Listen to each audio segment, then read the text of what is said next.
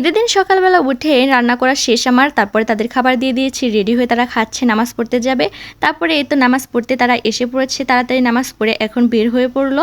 বের হয়ে এখন তাড়াতাড়ি চলে আসতে হবে, কারণ কুরবানির ঈদ কুরবানি দিতে হবে তার জন্য। তারপরে খাওয়া দাওয়া করে কাপড় চেঞ্জ করছিল, আর সুরি দিয়ে আমার সাথে একটু জারেম করতেছিল।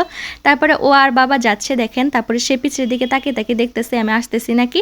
তারপরে এখন আমরা যাব কুরবানির গরু দেখতে, মানে ওই দেখেন গরু বেঁধে রাখছে, গরুটা কিন্তু অনেক দুষ্ট, দেখেন কি লাফালাফি করতেছে।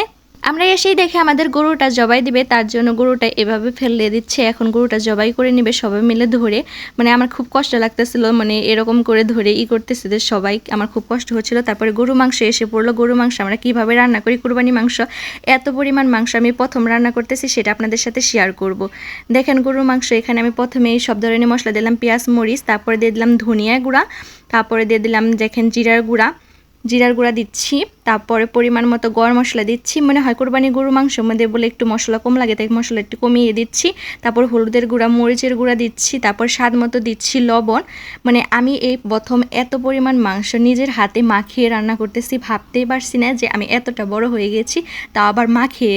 আমার শ্বশুর ওখানে আমার হাতে তেল ভরিয়ে দিচ্ছে যাতে হাতটা না জ্বালা করে, তার জন্য তেল ভরিয়ে নিয়ে তারপরে এখন আমি মাখিয়ে নিচ্ছি সুন্দরভাবে। মাখানোটা কিন্তু অনেক সুন্দর হয়েছিল দেখেন। তারপরে মাখানোর পর গরম মশলা দিয়ে দিব। এখন ওই যে মাখানো হয়ে গেছে, এখন দিয়ে দিলাম গরম মশলা দিয়ে একটু মাখিয়ে নিব। তারপর দিয়ে দিব আদা রসুন, কারণ আদা রসুনের ঝালাটা আমি নিতে পারতেছি না, আমার হাতে হয়েছিল। তারপরে আদা রসুন এখন দিয়ে দিব, তো মাখানো শেষ। আদা রসুন দিয়ে দিচ্ছি পরিমাণ মতো, আদা রসুন দিয়ে ভালো করে মাখিয়ে নিব। মাখানোটা কিন্তু অনেক সুন্দর হয়েছিল, আমার কাছে মনে হয় মাংসটা মাখানো যতটা সুন্দর হয় খেতেও তত মজা হয়। দেখেন মাখানোটা একবারে কিন্তু কষানোর মতো হয়ে গিয়েছিল, অনেক সুন্দরভাবে মাখিয়েছিলাম, সবাই অনেক প্রশংসা করেছিল, মাখানোটা অনেক সুন্দর হয়েছিল, কালারটা দেখেন কত সুন্দর হয়েছে। তারপরে মাটির চুলায় বসিয়ে দিচ্ছি।